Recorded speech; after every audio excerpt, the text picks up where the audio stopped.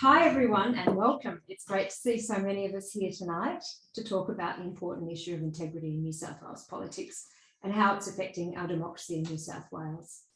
I'd like to acknowledge the traditional custodians of the Wallamedigal country I'm speaking to you from and recognise the traditional custodians of the country we all call our home.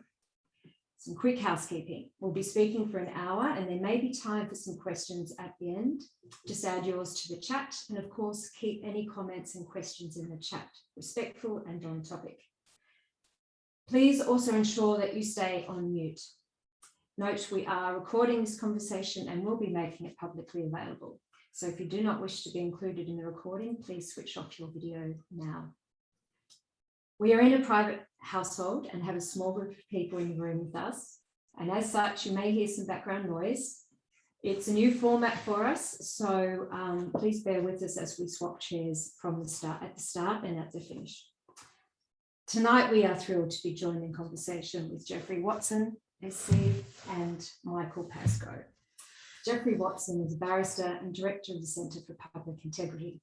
Mr. Watson has appeared as counsel assisting in several large public inquiries investigating allegations of corruption amongst New South Wales politicians and police misconduct and corruption. He has advised national, state and territory governments on integrity and corruption issues. Mr. Watson is active in pro bono work for asylum seekers, especially for children on Nauru, and has also recently been involved in the case of Jenny West and the mysterious missing New York trade roll.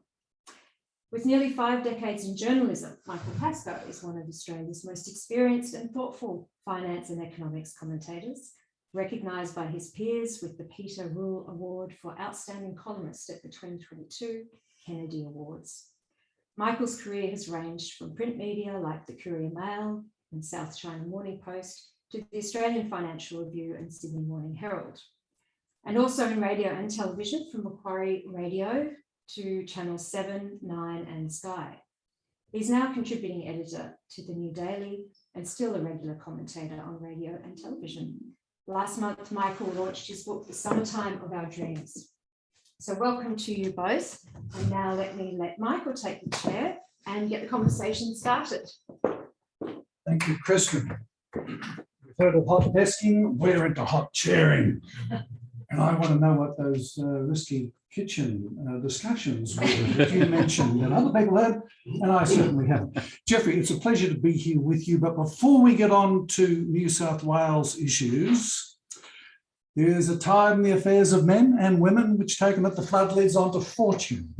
The federal election we've just seen, is there a tide running there with the election of community independence, which is going to lead us on questions of integrity? Absolutely.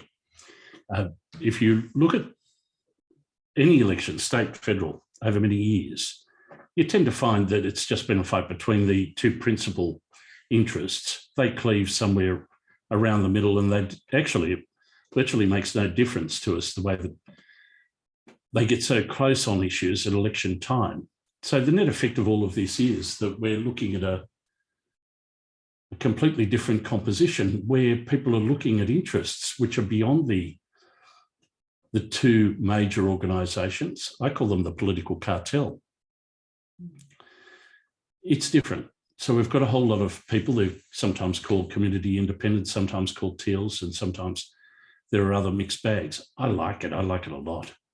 You know, every Malcolm Roberts you get somebody you like. Oh, I'd want a better ratio than that. I'd want a ratio of about 3 to every 1. Sorry, Mr. Roberts. How much further do you think it can run? Oh. What do you feel in your waters there? The mood of the nation, that feeling within the community movement of having success, doesn't that just jam up to go further? Yeah, of course it does. I mean, this is a fantastic development when you think about it, because you get different minds bringing different skills, people who aren't ground down by the party political process through pre-selection, and best of all, who are free of the demands and pressures of the parliamentary party room. That's the real negative factor. You can have really good people on the side of the Libs, on the side of Labor, who just can't get a voice in that party room. and back a step further from the party room into the pre-selectors and the donors exactly. and the parties. Exactly. And I mean, there's this very sad thing that, as we've seen, that there's a self-generating force of people who've worked in nowhere but a political party before they rise and get their position in Canberra. It's no good.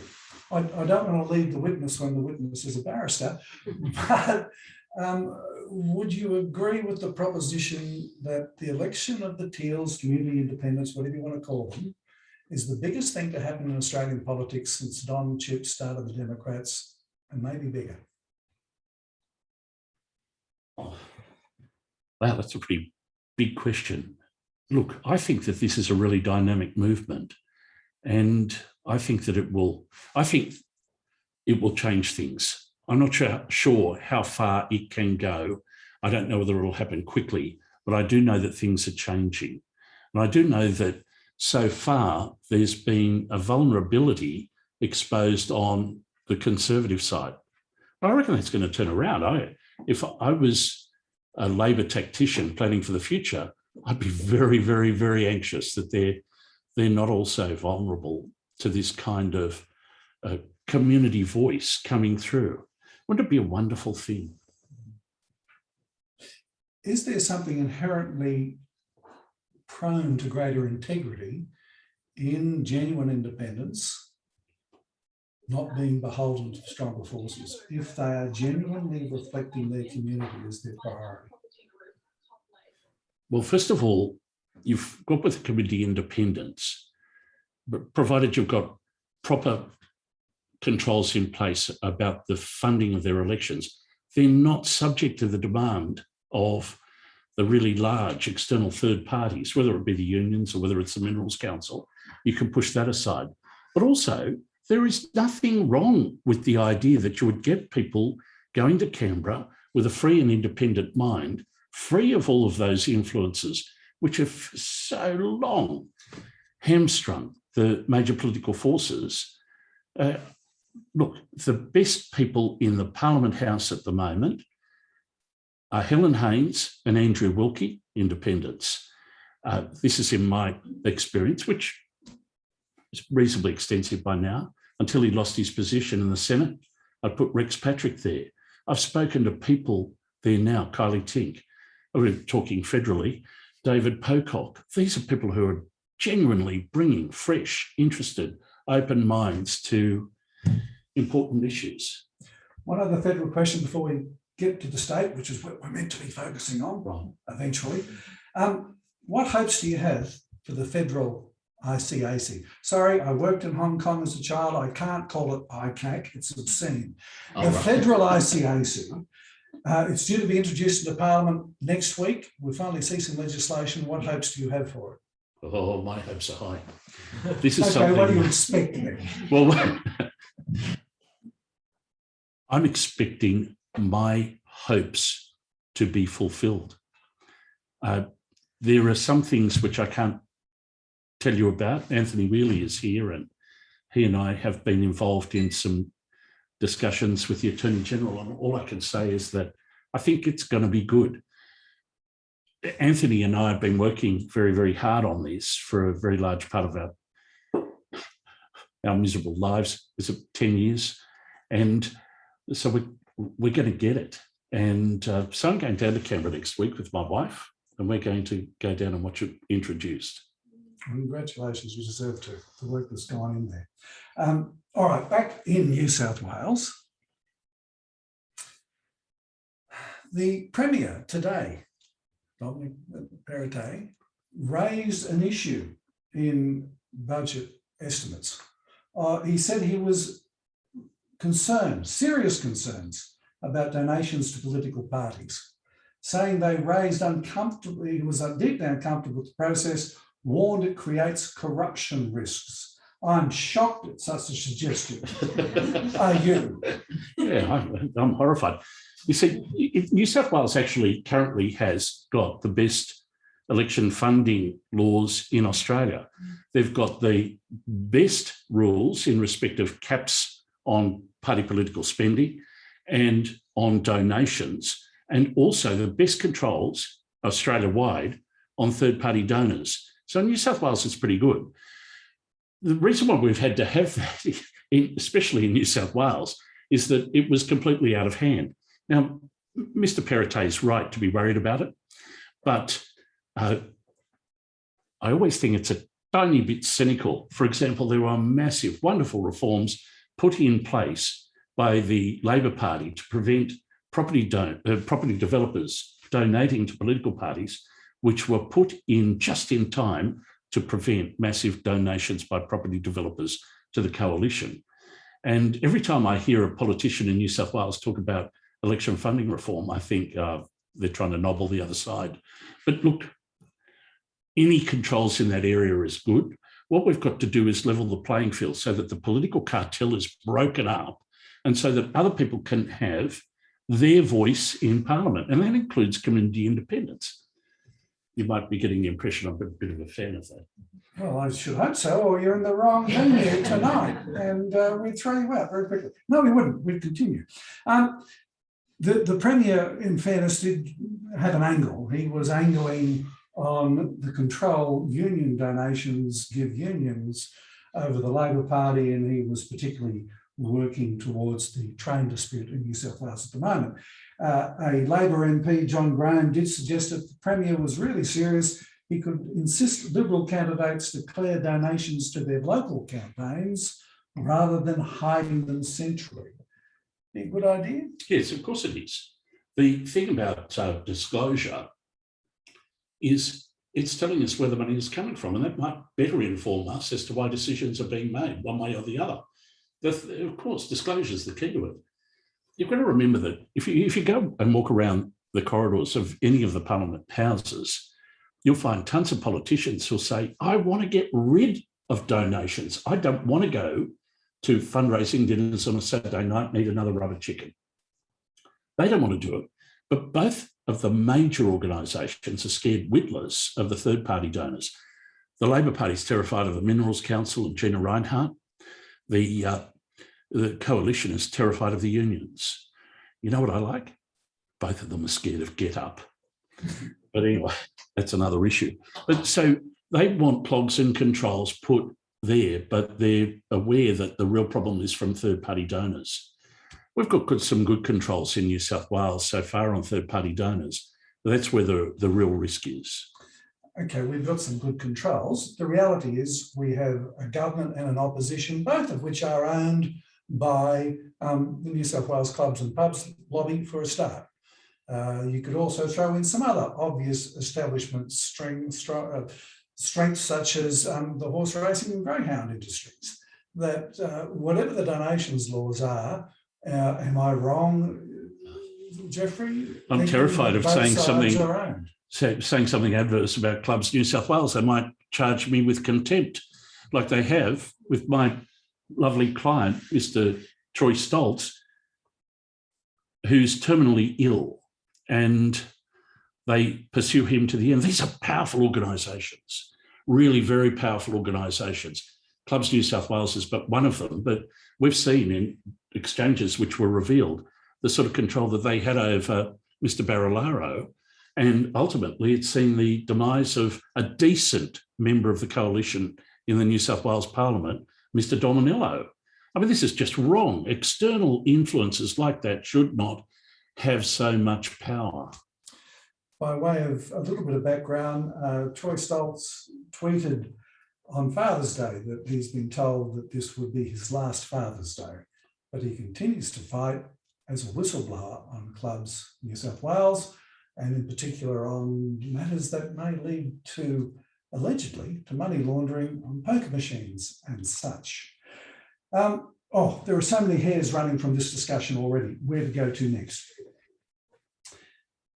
In terms of integrity, again, as a broad issue, not to do with donations, not to do with ownership by powerful outside interests, but the quality of government and the quality of the public service. A massive light has been shone on New South Wales Parliament, government and the public service by the Barilaro affair. Where does that end up going? You know, the Barilaro affair raises so many issues at so many levels. For starters, it's got this idea that of the competence of government. Why were these positions created? I mean, Premier after Premier has looked at these positions. Bob Carr looked at it pretty carefully and said there's no money in it, there's no profit in it. All of a sudden, the positions were created again. We saw the other day that they've cost us, what is it, $18 million to set up these positions. Do they do any good? There's no productivity report suggesting that they do any good. So at one level, it's a high level incompetence by government. Then there's the idea that anybody in Parliament could think that it was appropriate that the job be allocated. Wonderful job. I want to do it. I'll make an application now. I'd go to New York. I'd undercut you. The point is, anybody who thought that it was appropriate that a former member of Parliament, the person who created the very positions, should be appointed to one of them, you just wonder, they've got rocks in their head. It's just so dumb and so wrong. But then you get to the integrity issues. Now, I see today that the Agent General in London has challenged some of the evidence given adversely to him. There is more will come of this, but it seems like we're not hearing the full story or the whole story. I understand that ICAC has received a referral from the chair of the committee, Kate Fairman. Maybe it can get to the bottom of it, because I think parliamentary inquiries have got limits. I think this, you know, it's a funny thing, although you say it raises some bad issues. Maybe I'm perverse, but I think it's good. I think it's good because it's good being raised, and the community is saying, holy hell, why is it that politicians can move from one well-paid job, retain their pension, and move to another, even better paid job? The same applies not just in these agent general positions, but when somebody leaves Parliament as Defence Minister and then turns around and takes a lucrative job as a lobbyist for the defence industry, oh, good God. Purely coincidental, I am sure. At least they know the way back, the direction to walk in Parliament House to get to the office of the minister, because quite often the lobbyist used to be that person. Yeah. Look, John Barilaro's own career isn't the only one that's been cut short and damaged by this, and there will be others. It would seem that there are some very short arms for public servants who are meant to be dealing with this at arm's length. What can be done about that? Well, I'd like to bang on about the Centre for Public Integrity for a little while. Please. We're assisting Sophie Scamps in introducing some legislation into the federal parliament. Same sort of thing could be brought in to New South Wales pretty soon after, which will actually put a protective position in place so that there is some sort of independence in the job selection process, and also put in place prohibitions, embargoes, or at least time delays before a politician can move from one office to another lucrative, publicly funded position. Now, that can be done. We can legislate to control this. The difficulty is getting the people in Macquarie Street, down in Canberra, interested in legislating, because they've all got their eyes on their next job. I've always thought you're only ever as independent as your willingness to be sacked.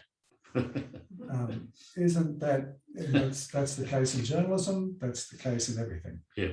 The protections that whistleblowers should have, or just people of integrity and principle in government, can you ever actually legislate that, or does that depend upon finding people who are willing to be sacked? You can't legislate for it.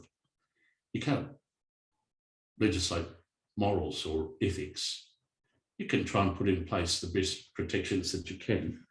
And apart from that, you can also try to introduce something which is, if you like, discourages corruption. Now, I'm going to say something really awful, but the very nature of the organised party political system is one where every day the young person joins, they're 24 years old, they join a political party, they have political ambitions, and somebody senior takes them under their wing and compromises are made. It starts at the start and it just keeps going through and building up. And unfortunately, at the end, nobody knows what is right or wrong. They only know what is politically effective. Politics is a game rather than as a means of good government. But you would know this because I know you're a rugby fan. You would know that what you've got is that if you've got people consistently breaking the rules on one side of the paddock, the other team's going to do the same. So what happens is that if you see people break the rules on one side of politics, you can be assured the other side will do it. And not only that, they'll then realise there is an advantage in turning a blind eye to it. I've mentioned the ICAC, you said ICAC or ICAC or some dreadful sort of a phrase that people in New South Wales use. Talking of the ICAC, we should see some sort of findings on the Gladys Berejiklian matter in the next few months. Can we expect that to make a difference? I mean, aside from Gladys Berejiklian's particular issues of propriety, that bigger question of the use of grants for obvious political motives. Can the ICAC or ICAC actually do something? Well, they can. I thought that was a really, really good exercise they went through recently, where they had that panel and they put together this idea that pork barrelling can be corruption. You know, I even resent that expression. I don't want to call it pork barrelling. Pork barrelling to me sounds like your local politician got $22,000 for new carpet in the library. They're talking about millions, tens of millions, hundreds of millions in that scheme called the car park rorts, billions. And the point is that Australia-wide, New South Wales suffers from this as well, the idea that politicians just do it routinely and they don't see anything wrong with it. Gladys Berejiklian actually said everybody does it, as though that's an excuse. That would mean that if everybody went drink driving, it would be okay. That just doesn't wash. Mr. Barilaro was Deputy Premier and boasted about being named Pork Barilaro. What's going on? So can ICAC or ICAC do anything about it? Yeah, sure. They did something really good the other day, something positive. Can they snap politicians' minds around so that they don't do it anymore? I don't know. Can I just make the point? We're here talking about community independence. You realise that during an election period, somebody, our local member here, is Kylie Tink. She can't go along and say, well, I'm going to pour $1 billion into new car parks. Only the so-called parties of power can do that. And that just, again, underlines how unfair this is, that you've got a limited group of people who've got access to the ability to make these kinds of loose promises with our money for political purposes. I hate it.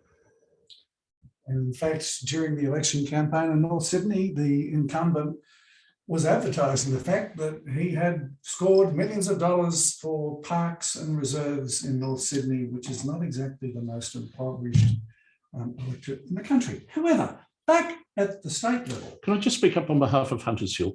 The locals here got together and rejected a $4.5 million grant to refurbish a park, saying the money could be used in other parts of New South Wales. It gives you hope. Yeah. Yeah, it was extraordinary. I might come back to another angle on that, but before I do, the ICAC has made enemies and continues to make enemies. It always will. And will on both sides of Parliament. Does it need independence to protect it? Oh, absolutely. I mean, ICAC, the I is independent. You can only secure independence by properly funding it, giving the kinds of terms so that the person who's appointed commissioner can say, well, look, I'm here, they can't get rid of me and I can act independently and I'm going to do so. It's got to be separate from Parliament. It's got to be answerable to the people. There's nothing wrong with criticising the deliberations of the ICAC any more than there is any problem with the public criticising the decision of a judge. It's got to be done. That's what we do in a complex community.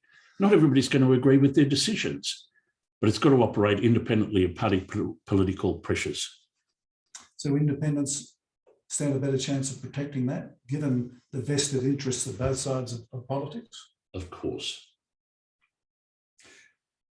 Another constant with communities is the claim that the planning system is broken, which is where we see a couple of different levels of integrity being questioned. There is the amazing ability of some rezonings. Not suggesting there are donations involved, but that's an amazing ability sometimes. On the other hand, thinking of the good citizens of Hunters Hill saying no to the 4.5 million, if there was a proposal to say knock down a couple of harbourfront properties to put in more housing for people, the good citizens are likely to rebel. The power of the establishment of incumbency, whether it's a citizen on their land protecting what they have already against a future citizen. I'm trying to take a big leap here from looking at planning to environment, to what we have now, to what the world's going to be. Dear me, I've been living with allegations of corruption around planning since I can ever remember. I can remember stories about it when I was just a young boy at school about how the local council had been manipulated, and they don't go away. I lived through a period where they introduced Part 4A into the Environmental Planning and Assessment Act, largely as a means of putting control of the big planning decisions in the hands of the state government because they were worried about corruption at the local level. Well, can you believe it? There was a man, he's currently not living in Hunters Hill, but he used to live around the corner from where we are now, called Mr. O'B. And he actually saw some benefit in the fact that the state parliamentarians had some say over Part 4A of the Environmental Planning and Assessment Act. The whole thing is so tricky and so hard. It needs to be constantly restructured because we've just got to remain on top of those sorts of issues. Now, this isn't just a question of aesthetics. There are questions of aesthetics involved. It isn't just a question of trying to provide more housing. Of course, we've got to take that into account. We've got to get more cheaper, more affordable housing. But how do you do all of that without having the system inherently corrupted? Oh, God, it's tricky. Nobody's found a solution to it yet. They've tried. Good, decent people have tried. I think you've just always got to watch that one. Who are we meant to be governing for? Are we meant to be governing for the way things are or the way things should be? I've got a theory about Australian political life, which is Australians are inherently, classically conservative. I've always said the Labor Party should rename itself more accurately the Conservative Party. And then, I don't know, there's never been a worse name for a political party than the Liberal Party. It just seems to me to be wrong. But the point is, who are we governing for? We're all conservative. We all want our family to be safe and housed and fed and et cetera, and want things to go on largely like they have been, only because of the uncertainty for the future. As things were. As things were. And so this conversation's getting a bit deep now, but quite seriously, who are we supposed to be governing for? I don't know if you saw that cartoon. It had the register of people's impression on a scale, and it starts off with saying there is no such thing as global warming, and that was most of it. A little bit more was, well, there is global warming, but it's not man-made. Then the next bit, which was only small, said, oops, and the last little bit said, we're fucked. So if you're talking about who we're governing for, it depends, I suppose, how long you're looking into the future. What we've got to do is solve problems. We've got to stamp out fires which are around our feet. But the thing is, of course, again, it's a conservative instinct. Strangely enough, we don't only want our children to be safe and well-fed and housed. We want our children's children's children. Now, the first move by Anthony Roberts when he was made Minister for Planning was to scrap scrap proposed legislation for sustainability requirements on new residential buildings, which strikes me as governing for the way things were, not for the way things need to be. Right, I would Who's say interested in that? the only person who can benefit from a decision like that is a property developer. Nobody else benefits. It's the person who takes the immediate profit. The worst kind of governing that you get in Australia are from those politicians who think like bankers. That is, oh, we want to turn a profit. 6 months preferably, 12 months, that'll do, but 2 years at the most. You can't have short-term thinking in ideas about planning. It's something where what you do today is going to have an impact. We can all see this around us every day. It's going to have an impact, for decades. That's just an awful decision. It's wrong, it's bad, it should never have happened. And the motives behind it, to me, are really quite odd. What do you think can be done to strengthen integrity about those sort of long-term decisions? Do you know, this is going to sound corny because we're talking about independence. I like the idea of bringing in independence. Before this started, I was saying that two of the better politicians I met in Canberra, much to my shock, were Glenn Lazarus and Ricky Muir. And I didn't go on to tell you this. Those two men came into Parliament under strange circumstances. Lazarus is a footy player who came in Palmer's party. Muir was almost elected by accident. You know, when it came time, those two voted against legislation which they were standing up to, yes, knowing it guaranteed a double dissolution, knowing that guaranteed that they'd lose their positions. Those two fellows, you know what they did? They stood up for what they believed in. They demonstrated more integrity than... You're only ever as independent as your willingness to be sacked or to lose your own job by doing the right thing. It's kind of sad that I've now evolved to a state where I'm sticking up for the motorists party and the Palmer party, but there we are. It's almost an argument for sortition, for deliberative juries. Yep. We trust our future out of jail on 12 randomly chosen people. No, let's stick with community independence. To what extent, though, and I'm coming back to a point I think I was trying to make earlier, does the whole edifice depend upon the integrity of the people we choose?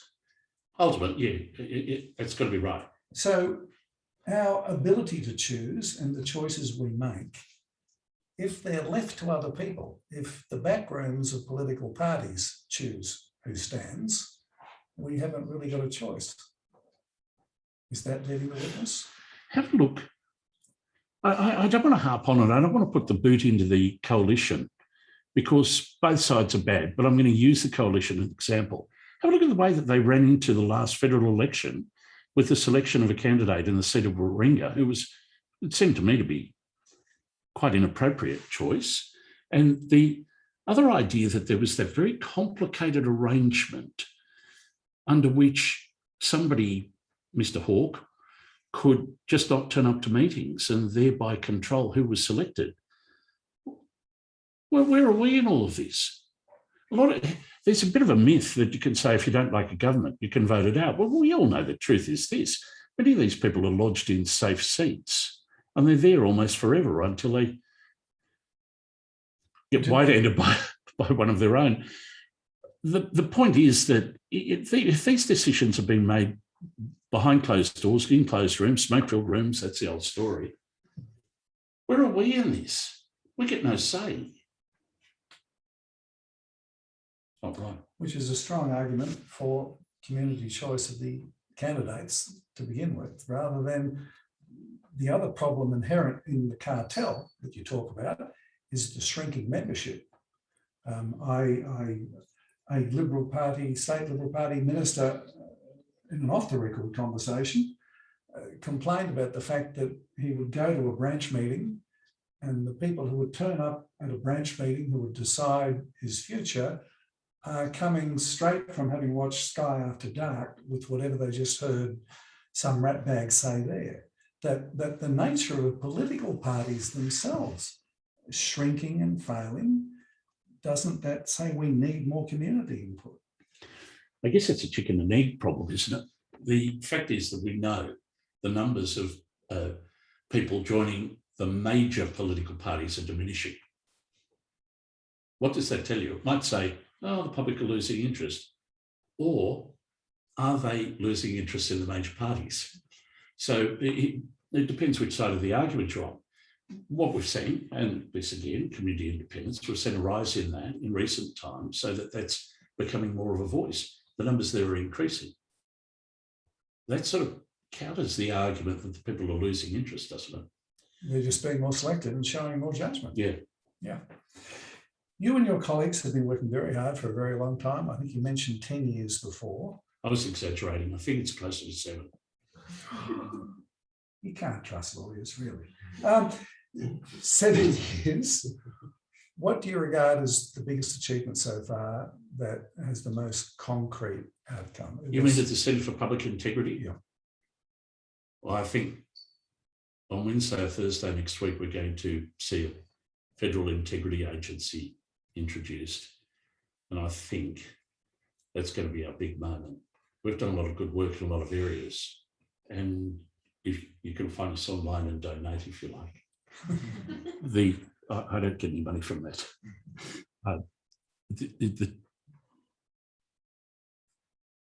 That's going to be a big day for me next week. Yeah, exactly. And the work that has been done, the pressure that's been building, obviously integrity was a major issue, only just behind climate change in the federal election. In the state election coming up, where do you think it rates? Well, maybe it's because we've got so much convict blood in us. In New South Wales, I think integrity is number 1. I think you can't get by that. There's very little that a state government can do. It can do some things in terms of keeping the environment clean and heading towards a green future, but it's got to follow the feds in that respect. But locally, I think the integrity, which covers a lot of different areas, by the way, that's a big one. And we've been talking about a variety of areas, whether it's straight out old-fashioned donations, buying something, to questions of integrity in the public service and politicians handling jobs for boys, through to the ownership of political parties by vested interests. It still comes down to the willingness of people to get involved to keep it clean. Sure. Is it safer to do that now than it's ever been? I'm just going to correct you by adding something.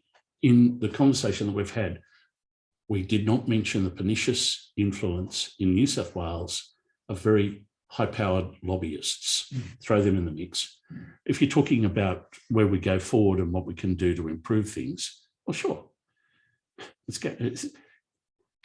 going to happen because people want it to happen, and it will happen because people give a voice. Now, how do they do that? They speak themselves. They vote. And they can support candidates that they like and admire, emphasising that they want that candidate to pursue a particular policy, not put money behind it, put an idea behind it. Am I getting too hopeful? Probably yes. I hope not. Well, I'll come back to that opening line of old Bill's, a tide in the affairs of men. Do you feel it? Do you think it's on? Oh, I don't even think this is changing. You know, it's kind of a funny thing. The last federal election, for example, we went that close to having a parliament. You know, people call it hung parliament as though it's a negative thing. I'd like to call it a balanced parliament. But we went that close, and the only thing that stopped it occurring was that Clive Palmer had made himself so unpopular in Western Australia and was so closely identified with the coalition over there that it handed Labor a majority in its own right. It would have been very interesting to look at what we would be doing federally with what I'm calling a balanced parliament, and what we might be able to do in New South Wales with a balanced parliament. Because it's close here, isn't it? It will be close. Oh, yeah. And technically, at the moment, we're in that position, a hung or balanced parliament. The government is dependent upon some really fine independents. There's a great guy I met, Greg Piper, in New South Wales Parliament. He's a fantastic, thoughtful man of complete integrity. Get a few more of them in. And we probably wouldn't have, Griner gets the credit for the ICAC or ICAC, but we also had some very influential independents at the time. Hatton down the South Coast, getting the odd Royal Commission up to begin to clean up. Ted Mack, obviously, the father of independence, the role they played in moving us to this point, ready for another generational change, perhaps. Yeah, it's on. It's on. What a great line. And I think that's a good time to see if there are questions. There are a few questions. What do you think is the most, this is for you, Geoffrey, what do you think is the most important integrity issue that we as community independent campaigners should focus on in the lead up to the state election? Is it jobs for mates, pork barrelling, gambling reform and Clubs New South Wales, or something else? It's all of those plus planning. So you That's a bit of a dog of an answer, wasn't it? Whoever asked. Sorry about that. But yeah, I can't split those. I'm not going to look. I've got my own gripe with Clubs New South Wales because I'm doing that case for Mr. Stoltz. So I'm going to push them aside. Let's not talk about Clubs New South Wales. Let's just talk about poker machines. Why do we have those awful things in our lives? Anyway. So what you're saying is you can't highlight one area of integrity. You've got to stand on integrity. You've got to stand on the issue and say, this is what we stand for. No more of this crap. We're going to act with integrity on all fronts, because if you don't, if you get out of order, like a defensive line in a rugby field, people will come through it. Yeah. I led the witness successfully. Next question. We had a question from someone more legal than me who said two things. Isn't the New South Wales ICAC too broad? And why does it take so long to get decisions released? Oh, golly. It's not too broad at all. It's got to have a broad jurisdiction. It's important that to be able to look at all sorts of things. Politicians are obsessed with ICAC because they think it's about them. It's not. 50% of the work of ICAC in New South Wales is educative and consultative. It's all behind the scenes. It doesn't involve inquiries. Then a large slab of its work are inquiries which never become public, and they are things which improve the public service time and time and time again. There's a small component which becomes public, and of that small component, there is a smaller component which involves politicians. Your politicians think it's all about them. Well, bugger them. The fact is that it's doing a great all-round job. Getting decisions out more swiftly, the only real answer I can give you there is if you can find a way of reanimating David Ip. When I worked down at ICAC, David Ip would give you a long range of tasks. He'd say, you need to do this, this, and this. And that's my fake South African accent. You've got to have all of this, and you need to take that into account. And could I have it on my desk in, say, 30 minutes?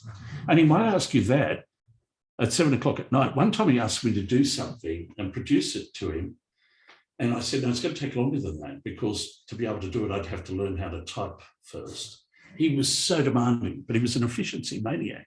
And he really set it up so that the decisions were handed down. He would say, these are administrative decisions. The public needs to know the answer, and they need to know the answer rapidly. Well, okay, I'm not often critical of ICAC. I think it's been a bit slow in its work of late. Now, Tony Wheely is here, a former commissioner of ICAC, and I can tell you, it wasn't exactly the same emphasis on efficiency as David Ip. That's only because he's a nicer personality generally. But the point is that, when Tony was doing those matters, they were complicated and they were being handed down in a couple of months. Look, ICAC's been dragging the chain. So the blowtorch goes on the belly. It needs to protect itself by being more efficient, more productive, quicker, doesn't it? Yeah. These are administrative decisions. This has nothing to do with judicial decision. They have got to be targeted and they've got to be produced, and the public interest demands that they be dealt with swiftly. So, okay. Is there an argument for it to be even wider, for it to have an advisory role, as it's almost looked to be doing on corruption of grants? It does. It does. This is the fantastic thing that I never understand. When you hear politicians say, oh, you know, we don't want this, you're joking. ICAC in New South Wales continuously advises the public service on how to handle potential conflicts of interest, on how to handle things of certain processes, conducting tenders and the like. And it publishes really very helpful studies on how these should be implemented. It travels around the state, visiting local government authorities or collective groups, and speaks to them about decision-making and how to detect problems and how to eliminate problems. So the federal body, I still want the federal body to be called the National Integrity Commission, just so they can say you're net. But aside from that, it's going to be called NAT. Anyway. Should it have the ability to advise Parliament, to advise politicians, don't go and fiddle community development grants? That entire structure, that entire multi-billion-dollar structure is corrupt.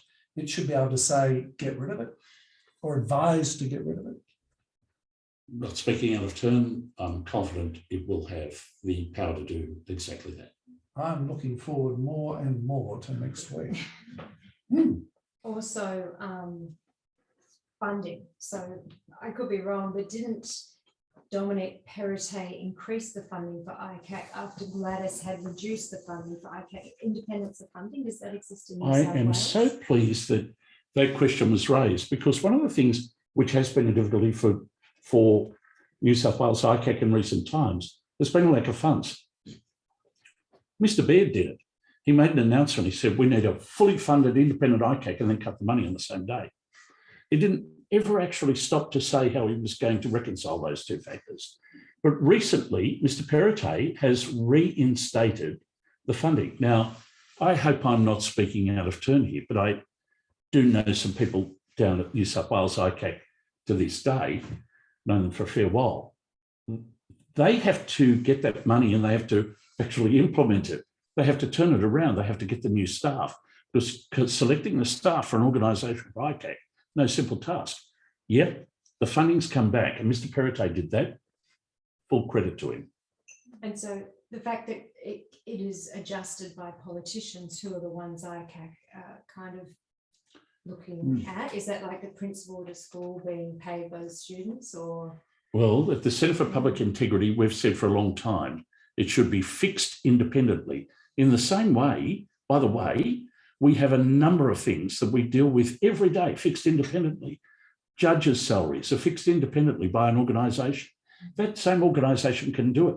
That same organisation actually puts prices on things like power and water. So you can do it. We've said that they should do it. The New South Wales Parliament's never really bought into that, but there's some people there who've shown interest. And we've got a question: who or what group could refer a matter of corruption involving grants, such as the 800 million Gladys Rorts, they put it that way? Only the government of the day? No. One of the wonderful features of the New South Wales ICAC, and one of the most appalling features of Mr. Porter's federal proposal, in New South Wales, anybody can make a complaint and it's going to be assessed on its merits. Now, a lot of them get chucked out of the first instance because it's the local council's corrupt. Because my neighbour was able to extend their veranda. Okay, they get chucked out. But David Ip always liked to point out that it was an anonymous tip-off from a public telephone box which led to the exposure of the obede interest in the coal mines in the Bylong Valley. So, anonymous tipsters out there, if your story is good, bring it in. But don't talk about your neighbour's veranda. Unless your neighbour is NEOB. Right. I didn't say that. Okay, and unless there are any questions from our little group, there might be. I've got something to do. Yeah. Oh, yes. Anybody still listening to me? For Father's Day, I requested this book. It's by Michael Pascoe, The Summertime of Our Dreams. I'd read reviews of it, and they were pretty positive. And I'm going to ask him to inscribe it. I won't make you stay around while he does that, but I just wanted to say, I've been reading this man's work. I sent him an email to say for over 20 years. It's true. One of the articles he wrote before the most recent federal election was one of the most thoughtful pieces. It actually had a definite effect on me, so that I was sending it to other people and say, read this, it explains a lot. I won't go into the detail of it. He's a deep thinker. He's been a wonderful journalist. And it's really been a great honour for me to be interviewed by you. Geoffrey, you have flattered me, and that works every time. It has been my pleasure and honour to get to finally interview you. And as for the book, yes, it's at all good bookshops and Booktopia. And yeah, you've got to buy it. You've heard him, it's really good. Geoffrey, thank you very much. And this is where I'm going to hot chair. Yep. I'm hot chairing. Sure. Thanks, everyone. Sorry about the initial technical complications. I think it was just that I put myself on mute. That was the end of it. Thanks, Geoffrey and Michael. We might you've provided some fascinating insights, unsurprisingly, into integrity into New South Wales politics, and along with the way you've probably stoked up the fires of active and participatory democracy, and we're very grateful for that. Our warmest thanks to you both for giving us your time tonight. As many of you know, we recently launched our search for a community independent candidate for the state electorate of Lane Cove. Contact us if you think you could be that person, or you know someone who could be that person, on the email address that will now be in the chat, or you can find us through our website, northsydneysindy.com.au.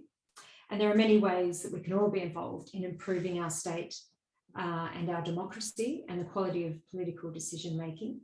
You could go to our website and you can look at the links in the chat and subscribe to our newsletter, volunteer, donate, buy a t-shirt or a cap, or follow and amplify our social media. Our next Zoom event is on Wednesday, the 21st of September, where we'll be looking at an issue which we are getting so much feedback on, a lot of feedback on, poor planning and overdevelopment. We'll have details soon, but please keep the 21st of September free. Thanks everyone for joining in tonight, and a special thanks again to Michael and to Geoffrey. Until next time, please keep an eye out for the potential community independent candidate for the New South Wales seat of Lane Cove. Good night. Okay. Well done.